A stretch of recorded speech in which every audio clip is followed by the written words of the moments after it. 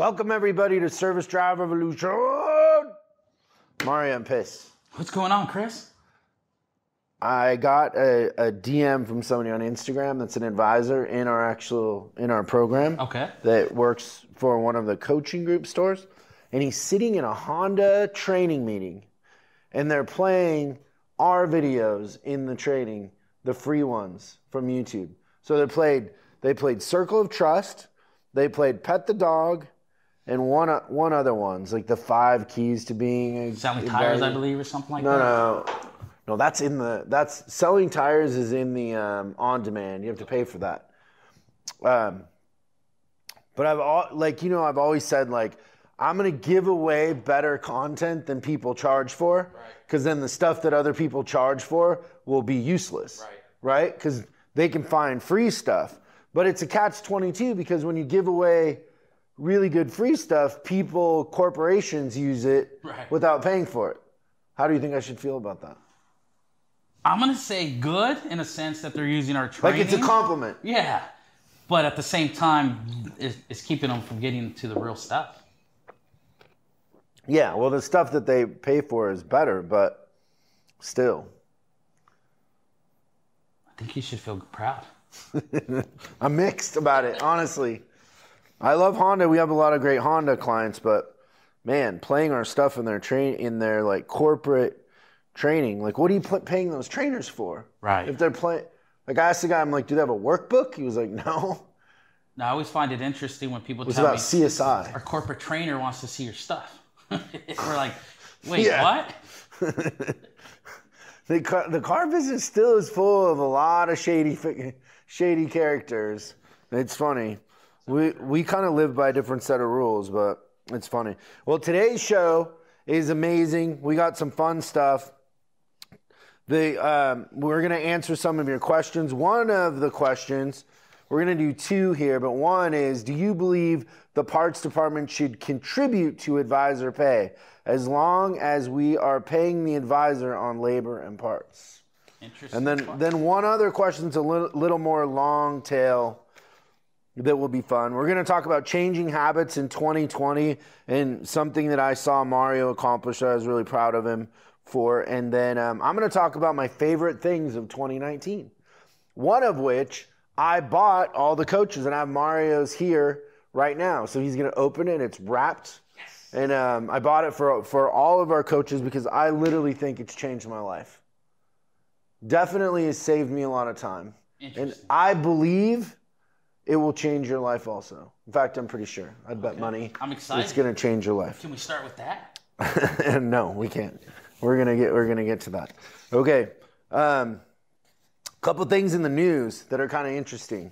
Fiat and Chrysler, Peugeot. Say that 5 times fast. Right? Are merging. $50 billion merger. Isn't it crazy that they're only worth $50 billion? Yeah, it seems very little for that. Yeah, it's nuts. The companies combined sold 8.7 million vehicles worldwide, but they have the potential for 14 million vehicles. In the short term, the group is going to use profits from selling the Ram pickup trucks and the Jeeps in the U.S. to drive funding of development of cleaner vehicles to sell in Europe and China. The thing that everybody is kind of getting wrong and they're not understanding, and I spoke at this event last month, I think, for automotive accountants, believe it or not, in Vegas. And the guy that went on before me was a broker, and he was talking about how Volkswagen doesn't get it, and nobody's buying or selling Volkswagen dealerships, and that if they think that the U.S. wants half of Volkswagen's lineup to be electric, that they don't have a clue, and who knows what they're doing. And the whole time I'm like, has he heard of China? Like, the thing that we have to realize here in America, and wake up to this right now, wake up America, we sell what? 16 million, and they're predicting that we might go as low as 14 million or something like that. But our new vehicle sales are dropping every year. China sells twice as much. They're selling 30 million. So even if there's a drop, they're still twice as big as we are. And the thing that's happened in China is that by 2026, all of the vehicles sold have to be non-combustion. So they're all going to be electric. So by 2026, they all have to be electric. And Volkswagen and a lot of these companies are hedging their bets on that because it kind of like, I think they trickle down the percentage and then 2026 is the cutoff. But every year there has to be more and more electric, so the way I understand it. And that's the number one car market in the world. They're designing for that. They're not designing for us. Right. We're going to get electric cars whether we want it or not. They're coming, right? Yeah. And so that's just how it is. So it's interesting because a lot of these companies like, you know, Fiat, Chrysler, BMW, Mercedes to some degree, they're behind the curve. They don't have it figured out. It's like they're trying to fight it, right, and hold on. Well, I mean, for how long was BMW and Toyota talking about hydrogen? Right. Long time, yeah. They still like have a hydrogen 7 out there that they're cruising around and that nobody wants, you know? And so it'll be interesting to see what happens. But that's a fascinating news piece, that merger, because Chrysler's really struggling. Jeep is kind of the darling of it, but Chrysler's struggling. Like they're not making the 300 anymore, right? The 200. They cut back on a lot of Didn't models. they get rid of the minivan? The minivan? I think the minivan stayed because that's one of the, like a soccer mom. Well, I think they only have the Dodge one or something like that. I don't know, but it's a disaster. They don't have much. Right. So we'll see. Changing the industry, that's for sure. One other little note is rotary engines are going to be allowed back in Le Mans. So they're banned in 1992, but for 2021, 30 years after the fact, the organizers are going to allow rotary engines. So I'll be curious to see if somebody really goes after that. Right. And if the rotary engine can stand it. It's fun stuff. So Mario and I were actually just out last week together. We were in Denver, and you lit that service drive up like it. So I went there like a couple months ago, and the service drive was confusing. There was just this tension. It wasn't intuitive. The advisors definitely, none of them would make eye contact with me. Right. Right? That's what I heard. Yeah, I heard the stories. Like it was super awkward. And then you were there, and Steve, and we implemented some different things. But man, everybody was like excited. Right. The advisor, one of the advisors was super excited because he was already ranking in our advisor competition. Right. The software. Top 5 the first time we put him in. Yeah, and having a lot of fun. Just the vibe was different. It was night and day. Customers were having fun. It was really cool. So. When we were there, or do you want to say anything about that? No, I was just going to say, a lot of them, they just lack guidance. And when we go in there and kind of give them a little bit of the process and a little of system. What we're doing, a system, they all of a sudden just go, yeah, that makes sense. I'm going to go do that. And the fun starts coming, the stress starts dropping. I think that's what you ended up seeing this week that we created there. So yeah, me and Steve had our hands full, but I believe towards the end of the week, everybody started figuring out what we were there to implement. Yeah, it was funny, the young porter that was fighting us on our hat system and all that. That day, Steve was telling me that we'd already by lunchtime written 110 cars. Yeah. Which it felt like maybe we wrote 40 because it was that smooth. It's all about the system. So before they were struggling to write 80, and it felt like, they were giving birth to babies everywhere. And then 110, and it was just easy. Right. Everything has its purpose. And well, it was funny on Friday that evening, or that morning Friday, the owner comes down and he has the GM in there. He goes, as quirky as these games are, right? Because no one really understands the gamification part and everything else. He goes, as quirky as this is, you think we can do this in sales? He's telling his GM. Yeah. So it was funny. That's when we're doing it right, is when the sales department's copying service, right, exactly. Which happens more than you would think. That's always our intention too, is we can put on a better shift meeting and have more fun than sales. Yeah. But the thing with that, and like you're so good with the games and like how much fun they were having, but it's contagious. Like the customers are like, wow, people are having fun here. Yep. Because you know how to get in their heads. Like it was so fun. It was great to see the before and after like that. But to my bigger point, when we were there, we went out to dinner and we were talking, and I was pointing out the fact that you've lost a lot of weight. You seem like you're happier, in a better mood, like you have more energy, and maybe you cut yourself in half. Like you look like you lost to Mario Working on the other half, in the process, right? Yeah. And so I think going into 2020 and what we were kind of talking about is it's a relevant conversation for everybody listening, because everybody wants to make New Year's resolutions and you want to join a gym and you want to do all this stuff. But come February, like I think it's hilarious at my gym down here downtown that it's going to be super busy the next month. 30, 45 days. Can't get the weights, can't get a machine. And then by February, it's empty again, you know? And so that's not sustainable, and that's not what anybody wants. Like, you really want something sustainable, and it seems like you've kind of created something. It wasn't an overnight thing. It was a journey, not a destination, and you've just been consistent. You don't always win, but you win more than you lose, and so you've been going. So let's kind of dissect that a little bit and help everybody listening or watching understand like what it takes to do that. So do you know how much you've lost? It's going to be upwards of over 30 pounds at this point. Yeah. That's huge. Went down from like 267. That's like a bulldog. Yeah, right. You've lost. From 267, I think I'm down under 230. You know, I fluctuate depending on how much water, what I did that day or that week, you know. So between 225 and 230 is my current weight right now, which still got a lot to go. But yeah, you're right. The energy level, the excitement, the awareness of everything, it's in tune with everything I'm doing, you know. So it gets exciting, yeah. You know. So what was the turning point? Like, what made you change to the degree that it stuck so much? You know, when I think about it, I think it's just a mindset, Chris. You know, everything that you want to accomplish, if you set the right mind, the right tone of mind, or the right frame of mind, you're going to accomplish it. I mean, it's that simple. I put my mind to it, and I'm out there accomplishing it every single day.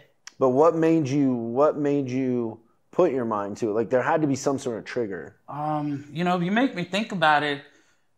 Okay, I think the very first thing that made me want to start switching the way I was doing was, and I think I shared this with you, is when I raced my son Jordan and I lost. So you guys got to understand what a big deal this is. Like, I've seen Mario race technicians in dealerships or advisors. Literally, they will be in tennis shoes and Mario be in dress shoes, and I've never seen anybody beat him in a sprint. So like the back of the building or in the drive or whatever. I saw him once in dress shoes, sliding, bumbling, and fumbling, beat a technician that was in Nike running shoes, just out of sheer will.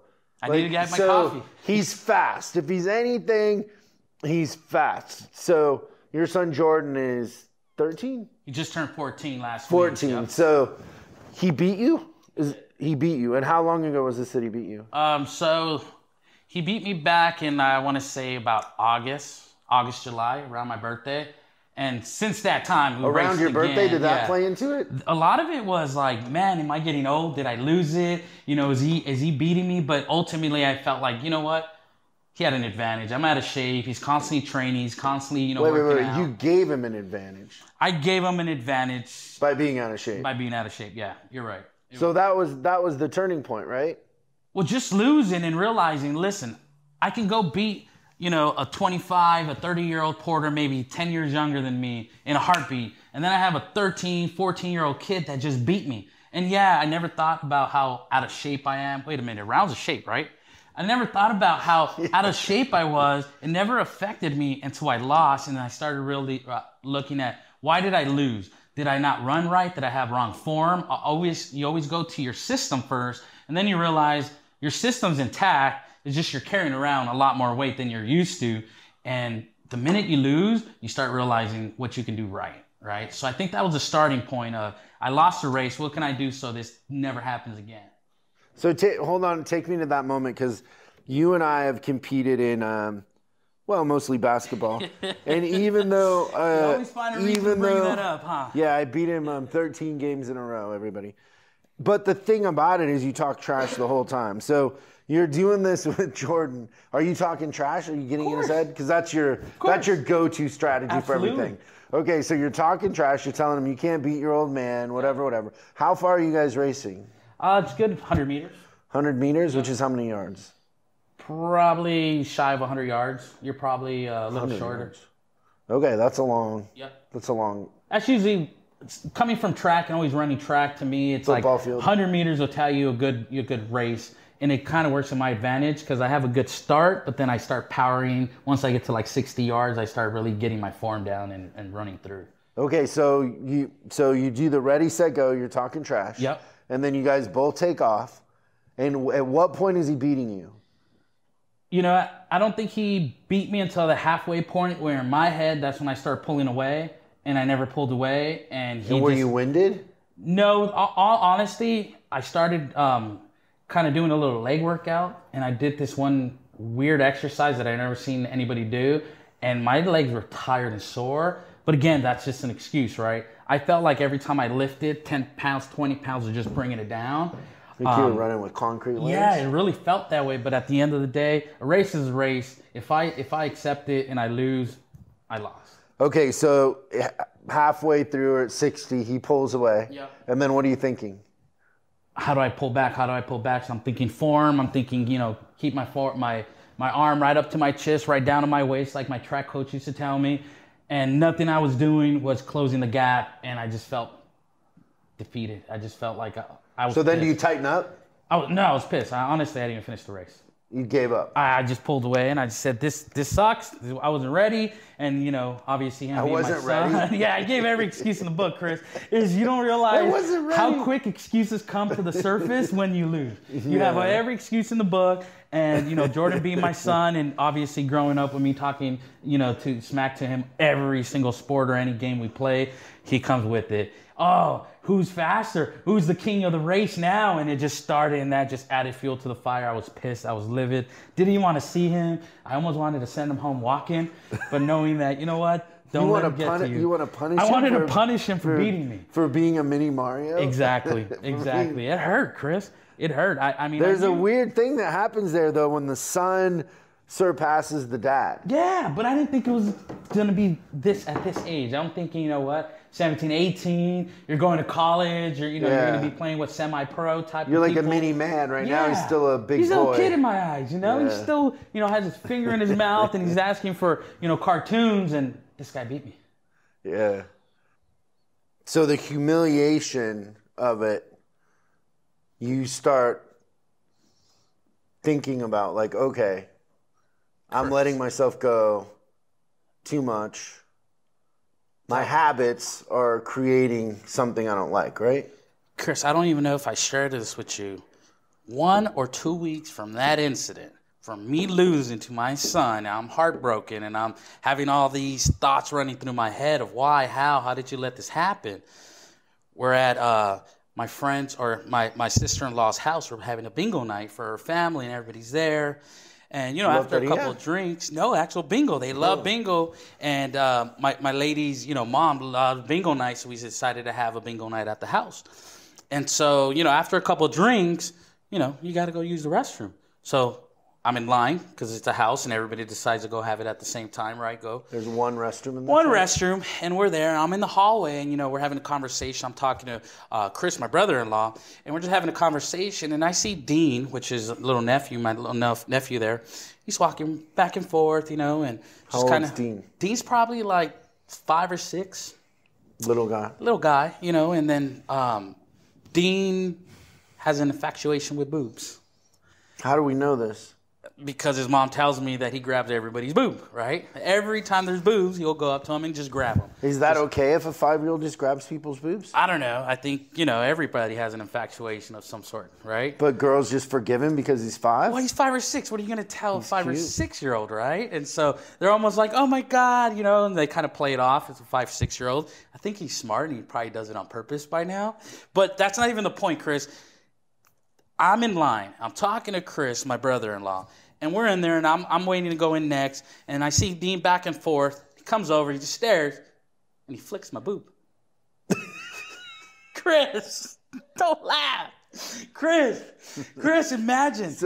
He thinks you have gross boobs? He just flicks He my thinks boob. you're like a D cup? See, that's the thing is, in my mind, I know this kid doesn't know a difference between a male boob and a female boob. A boob to him is a boob. A big boob is a big boob. Yes. And so in my head, I go, my boob is big enough for him to go, that's a nice boob. I want to flick it. And so I'm standing in there holding my beer, and all I can do is look down and wonder, I just got my boob flicked. And with me losing and having my boob flicked and just feeling like out of shape, like, all those incidents kind of just open up and going, you're out of shape. Because I obviously see myself in the mirror. I've told myself, but it didn't affect me until you lose a race and you have a 5-6-year-old flicking your boob. Now everything's just downhill from there. Okay, so after he flicks your boob and you're looking in the mirror, then did you think that you had boobs?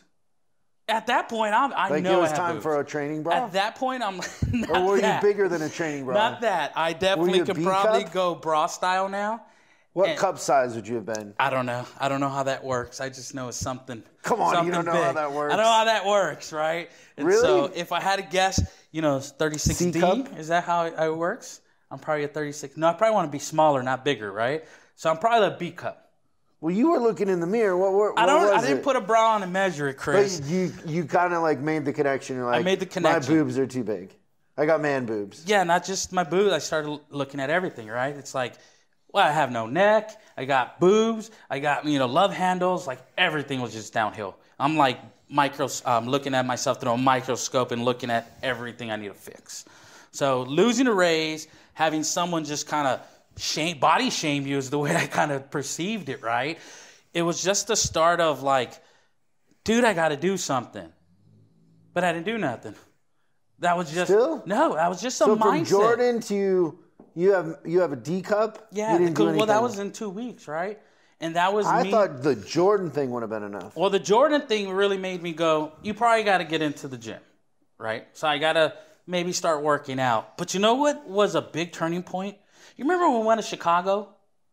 Yeah. So when we went to Chicago and we met up with Dennis and Greg, what did you notice about those guys? Greg runs the group there, and Dennis is the manager. The manager, yep.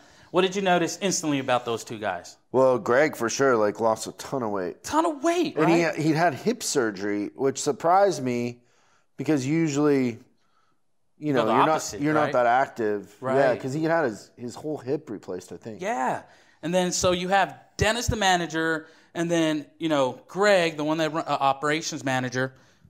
Half the people I knew, and I'm staring back and I'm asking a bunch of questions. Like, I'm excited.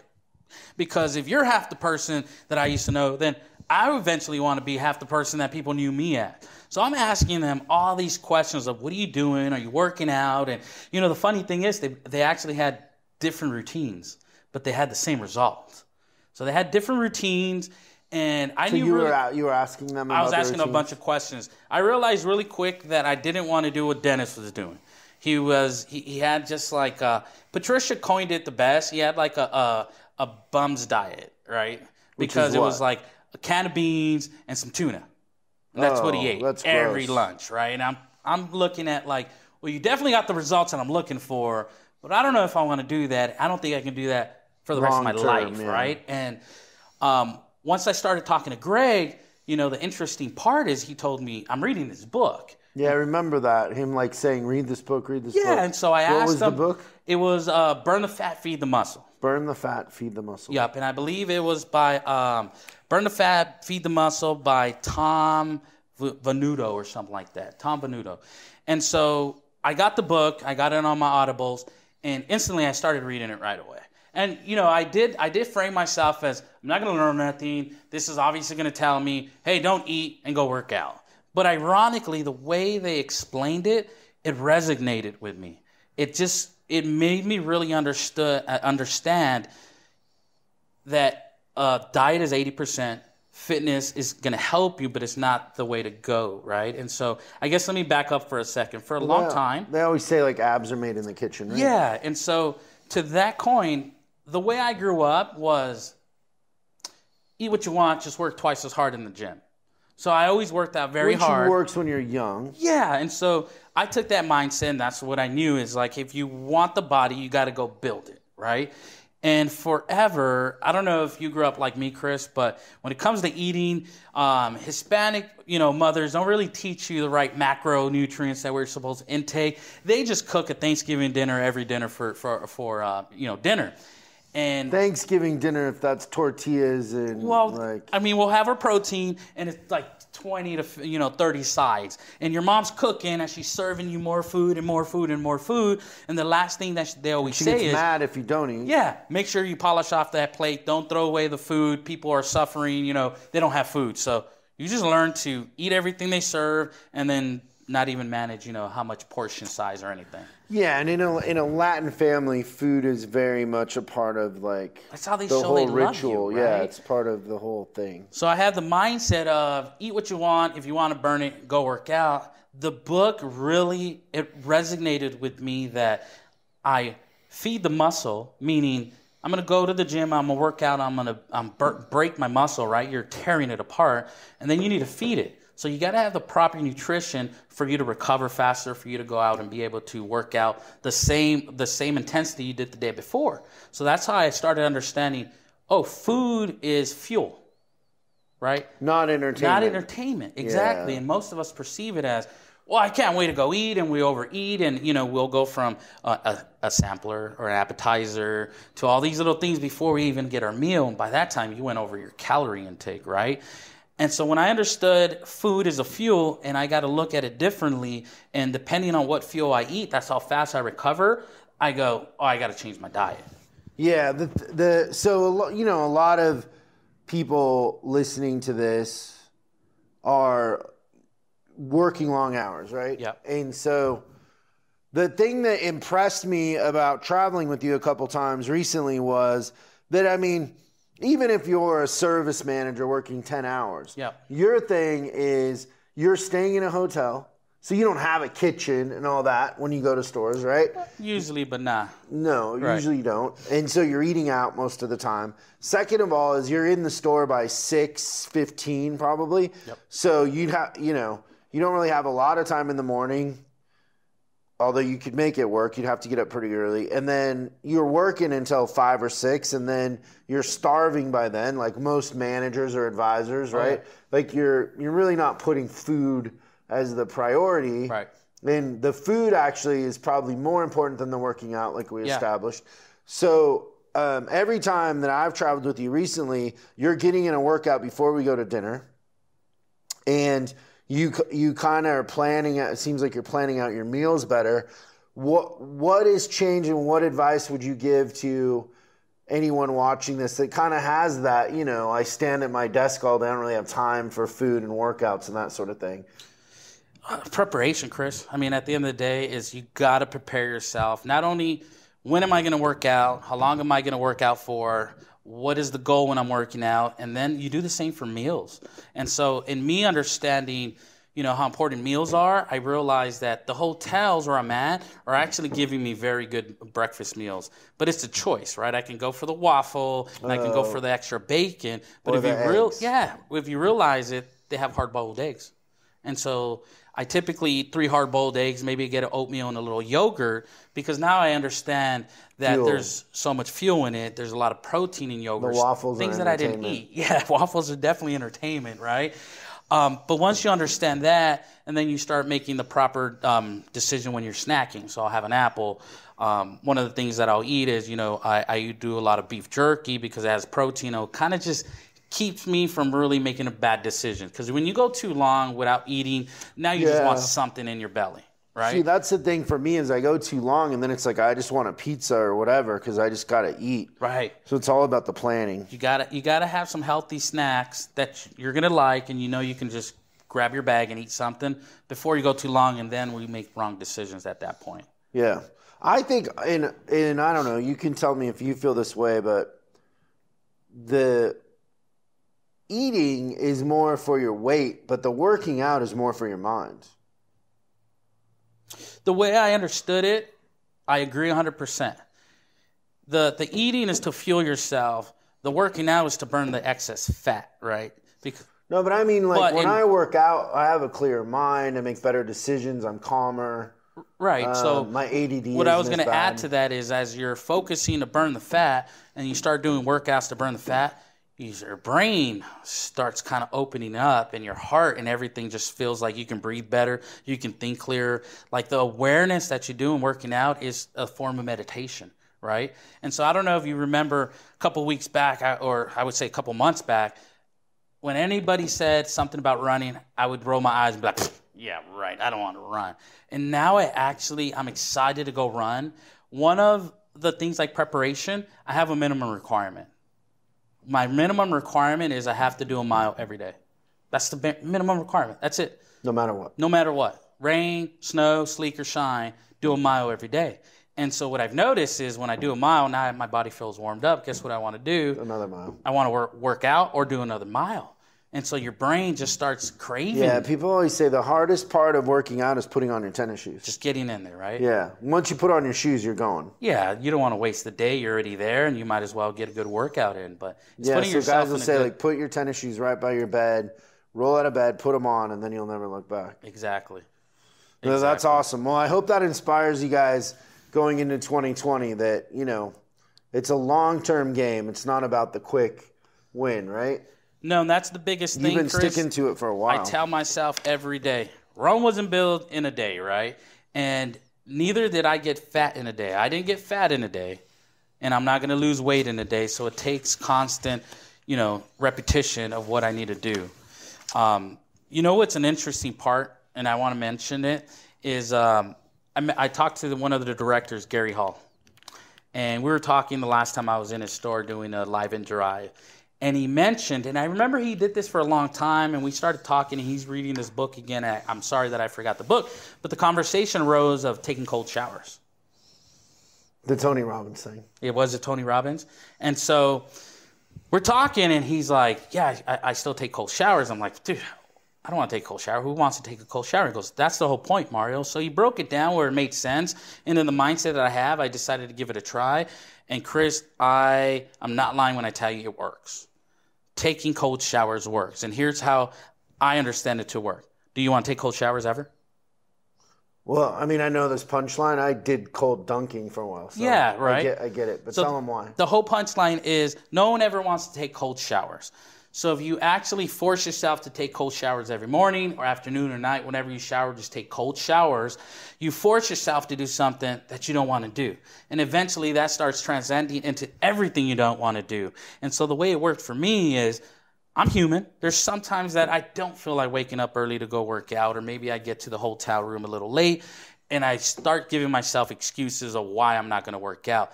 The funny part is, before I finish my sentence, I'm telling myself, shut up, be quiet, get in the gym, get your mile in, and just get it done before I finish my sentence. So that's how I saw that work for me. But cold showers, try them if you're not already. Yeah, go do that.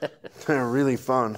The dunking is even more fun. You can imagine that. Okay, we need an intro song for the questions. But in the meantime, just go ahead, Mario, sing us an intro song.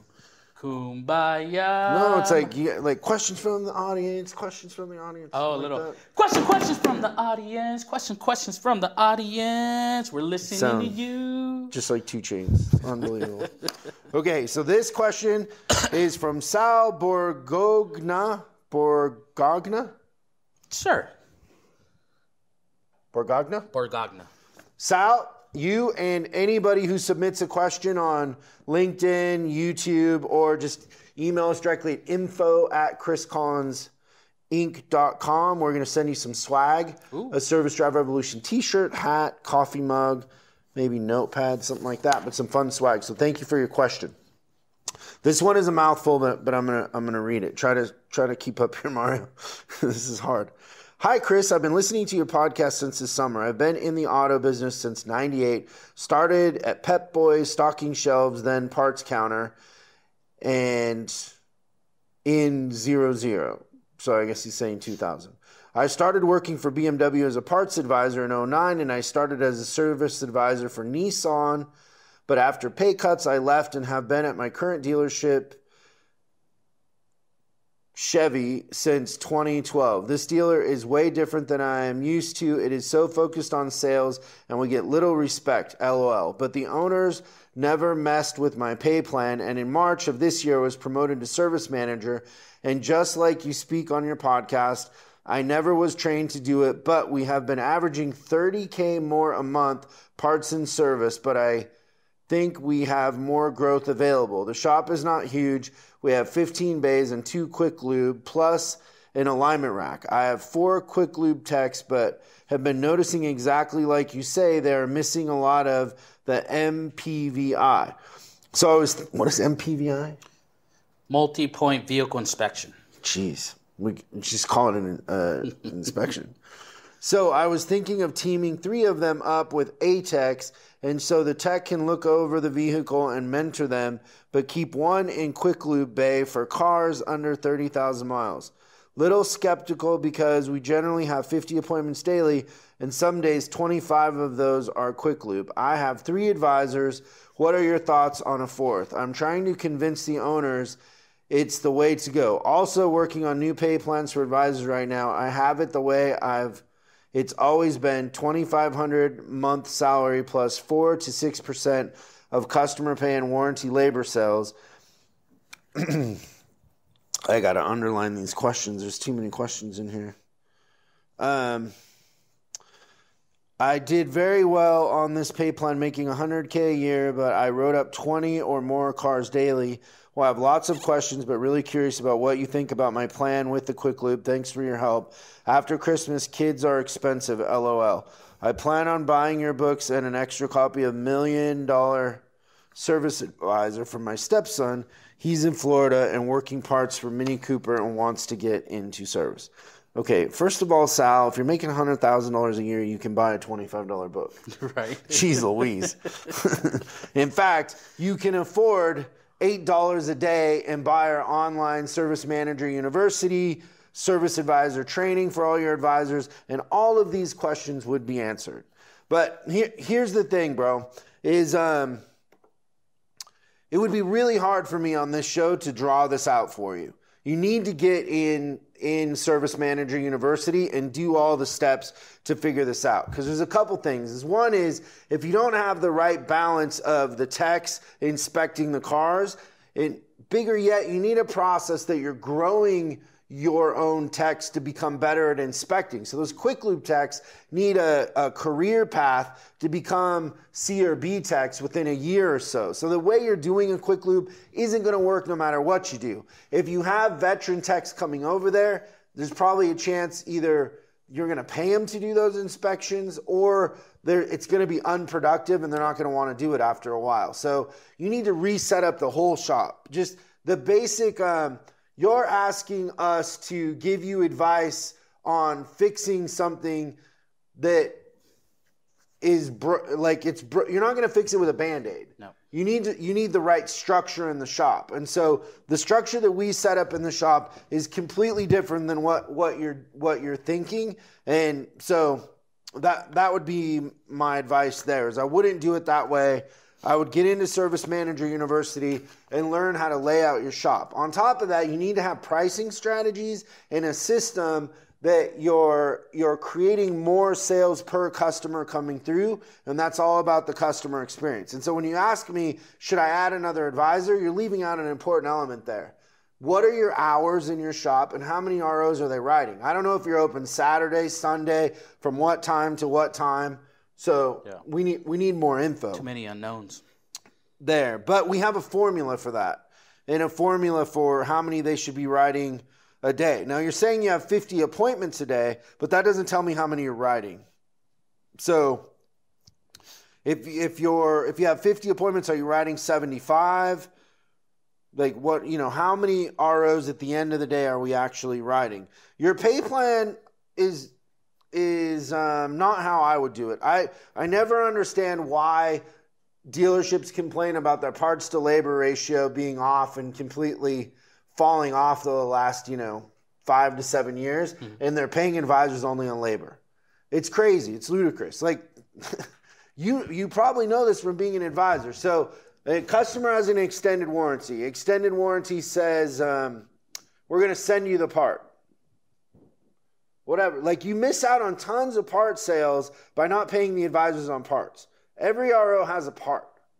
So they should get paid on parts. So lower the percentage and pay them on customer pay and warranty. And then pay them on internal.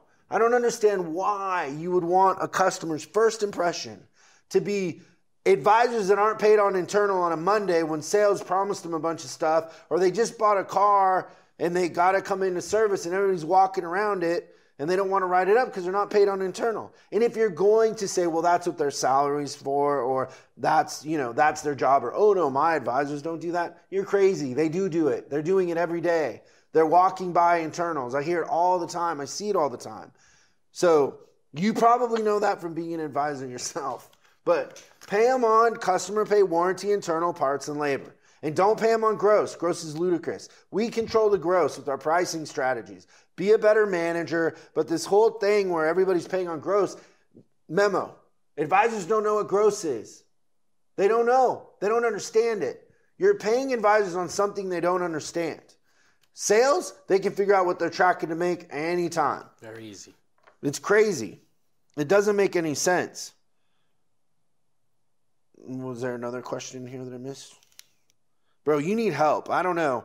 I'd say the name of your dealership and shame your general manager, but they're not setting you up for success. So for $8 a day, you can get into our on-demand platform. You have Service Manager University, the best advisor training in the industry. You can put all your advisors on there. You get technician training. So we train your techs how to sell, time management, how to, increase their flat rate.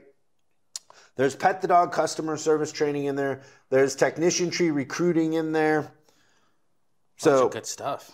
Yeah, it's worth way more than $8 a day. It's worth thousands of dollars. Your ROI on that will be maybe the best investment you will ever make in your life, even better than if you bought Apple stock. I mean, it just will be. Because you're asking all the right questions, but you're going to mess this up if you don't have the right direction. And the best time for you to learn this is right now when you're impressionable. I would take a manager like you over somebody who has 30 years of experience working against them, who, asks questions like, what happens when it doesn't work? And, they're just stuck in their ways and they don't want to change. You're ready to go. You're motivated. You have the right ideas and the right ambition, but you need training. It's crazy. Next question. Didn't mean to rant there, Mario. I'm sorry. Albert Dish. Do you believe that the parts department should contribute to advisor pay as long as we are paying the advisor on labor and parts? So here's the thing, Alberto, and then this is a great question. The truth is every manufacturer has an accounting manual. So take, for example, the accounting manual for General Motors. General Motors does a parts transfer, and that covers what the service advisors are doing, or it offsets the service advisors. So a percentage of the back counter's gross gets transferred to the service department.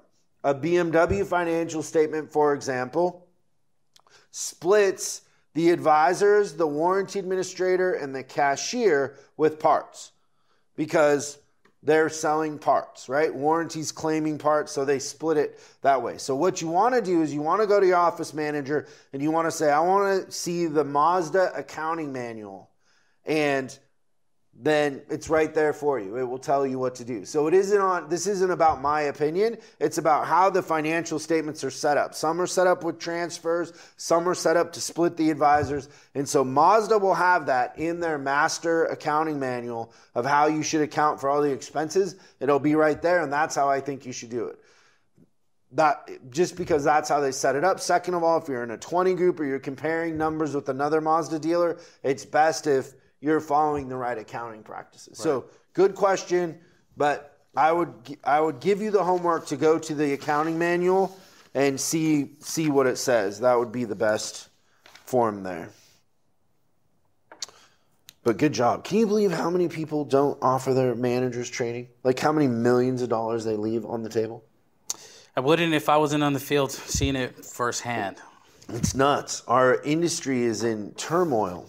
And it's like they want to blindfold you and say, go fix it. Yeah. Now I want to talk about my favorite things of 2019. Oh, exciting. And so I have them down here.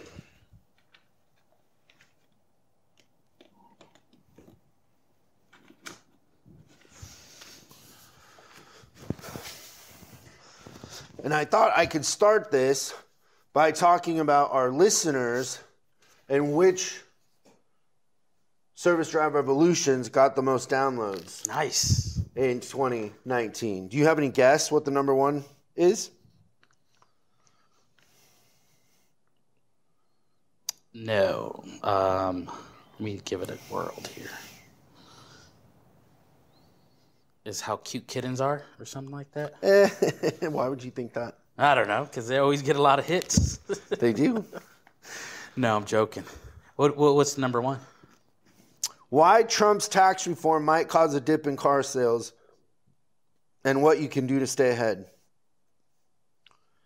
Number two is Brian Benstock, why disrupting the automotive industry might be the only way to survive.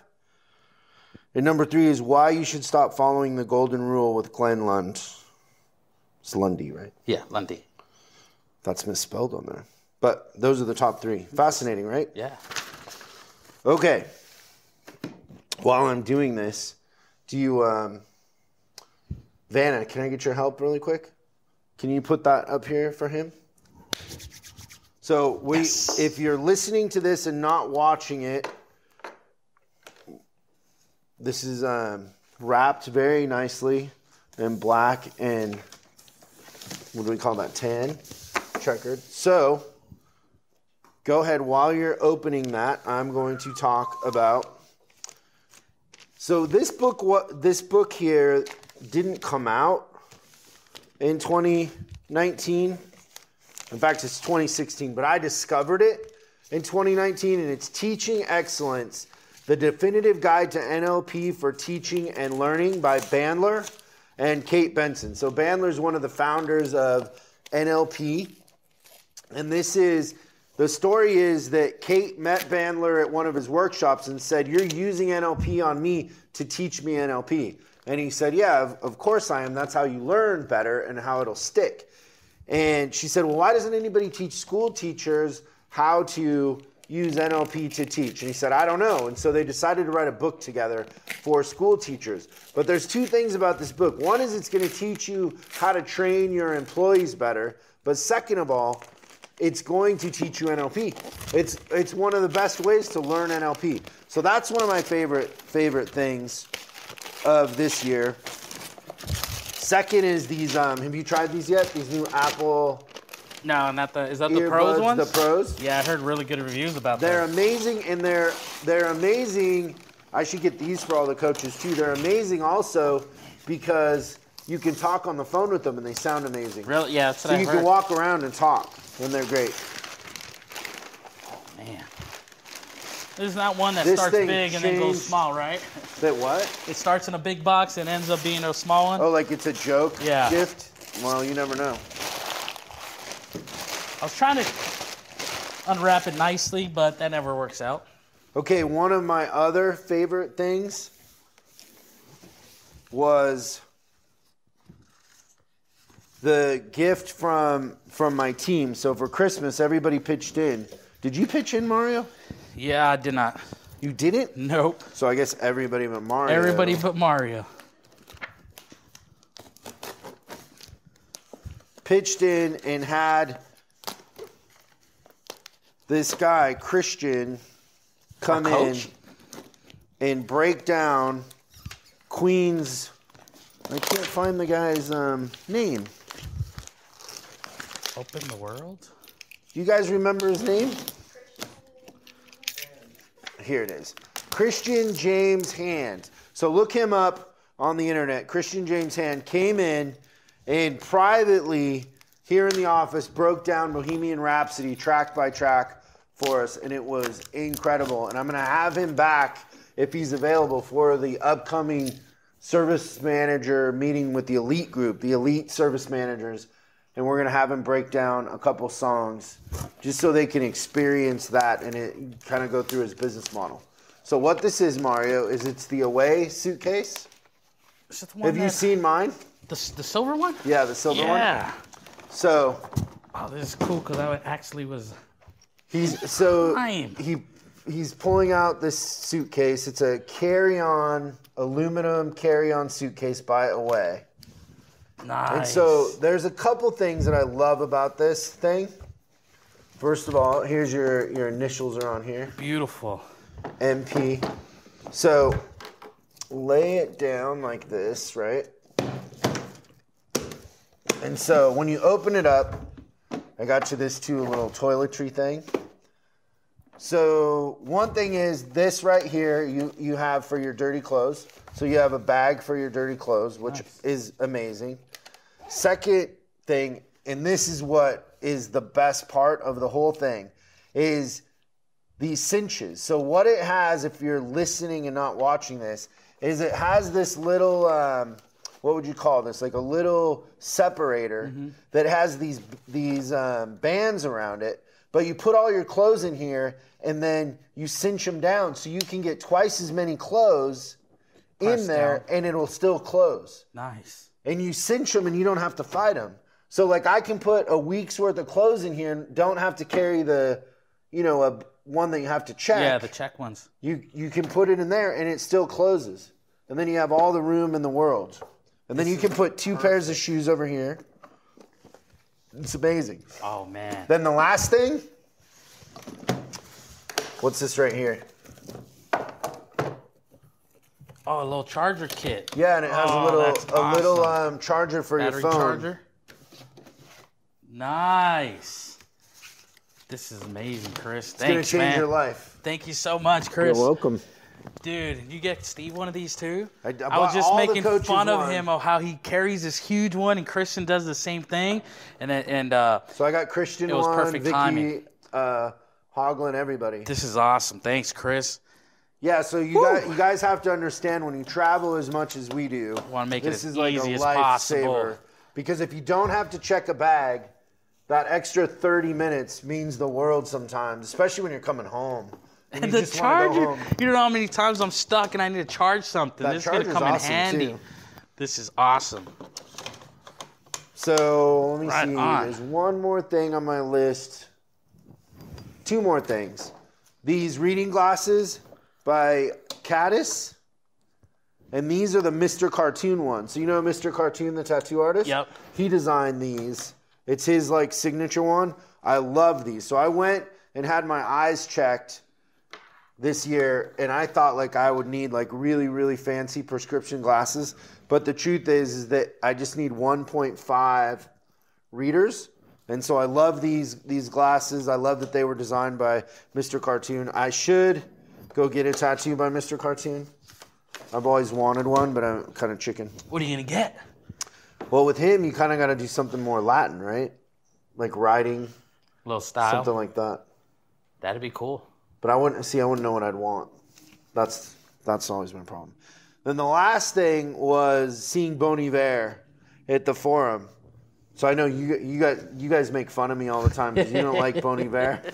I wouldn't say I don't like them, but it's a unique sound, right? That most people wouldn't listen to. I would say he's original. You can't compare him to anybody else, and especially when you see him live. It was the most original thing I've ever seen, but it was unbelievable. I don't know, it seemed almost spiritual in a weird way. Was that weird? No, this is a cool gift. Sorry, I'm still struck Away? by You're this still gift. excited about the Away? I'm still excited. You don't know, Chris, I'm telling you, as I was talking to Steve last week, and we're talking about bags, I was looking at mine. Mine's is getting ready. I had it for, I think this one was running for me 1.5 years, 2 years. And it was ready to retire, and it was perfect timing. You heard my thoughts, and you knew. I feel like everybody was ready. Christian needed one. Christian Steve was falling, needed one. yeah. I don't know where Vicky was at, but I can't imagine Vicky would spend that on a suitcase. No, chances are, I don't think any of us would, but it definitely has all the nooks and crannies that we need as traveling coaches here. Yeah, definitely. This is awesome. Fun. Awesome. Well, good show. I think hopefully some people are inspired to, try to be healthier this coming year. One day at a time, one meal More at a than time. anything. That's it. And Sal, you need to get yourself in the coaching group, and we'll get you going. The ROI will be insane, and we will turn you into an assassin. And one last thing I wanted to tell everybody is we're gonna switch up Service Drive Revolution. We're gonna start doing them weekly, and we're also gonna add something on Fridays that we're gonna call drive-bys that are just gonna be little motivational 2 to 5 minute little clips that are going to lead you into the weekend, help inspire you, make you think a little bit different. Nice. So there should be Service Drive Revolution coming at you twice a week here coming up. So get ready for that. Twice the fun and content. We appreciate everybody listening. We hope you have a great week, and we'll see you again real soon.